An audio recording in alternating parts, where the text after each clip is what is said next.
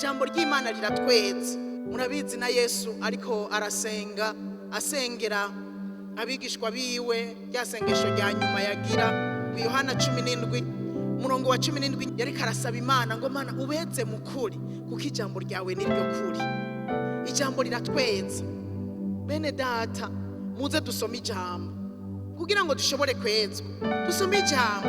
Ndiko nasoma aya majambo navyibutse, nibuka yuko aho nagiye nkitswa neza naho twahuye n'ijambo rirangorora riranshira ahantu nayo ivyo kuja imbere y'Imana, Mana mbabarira ivyo birafata canke ntibifata, ariko uhuye n'ijambo rikagucumita sawa sawa rirakweza neza ukaja ku rutonde ukaba umuntu yejejwe, umuntu yera yejejwe n'ijambo vy'ukuri, hanyuma Imana ishobora kwishimira. Ijambo riratweza. Aravuga ngo ubeze mu kuri nk'uko ijambo ryawe ari ryo kuri. Nimuze tugire umwete wo gusoma ijambo. Burya abantu badasoma ijambo hariho amarabaga abagumako, hariho n'ivyo usanga bakora batazi ko ari n'ivyaha, ukaza usanga ijambo risomye rirakubwira ntukagire iki, ntugakora iki, ntugakore ukumva uratangaye. Na n'uyu munsi hari igihe nsoma wome ngo ndamaze kuyisoma nkayiheza, ariko mwamva umengo vyongeye kumbera bishasha. Burya ijambo rivuga uko, burya ijambo ridusaba uko. Tukaba dukeneye ko abana bacu bakurira mu kwera, mu gutunganywa. Reka tubahimirize gusoma ijambo, ariko tubahimirize na twebwe ari uko turisoma.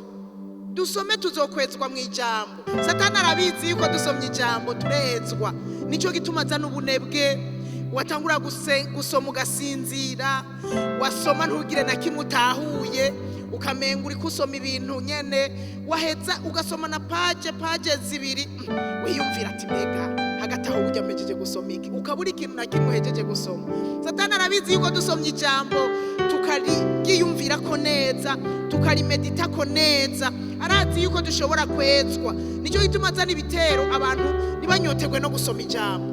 Umuntu agasenga kazosenga mugabo ugasanga nasoma Bibiliya, arazi yuko niwaguma usenga udasoma Bibiliya uzotinda usenge nabi, uzosenga nabi kubera burya ijambo riratwigisha uko dukwiye gusenga neza, kandi tukanasengera no mu ijambo kugira ngo twumvigwe, tukaneshesha ijambo nkuko Yesu nawe yaneshejeje Satani ijambo.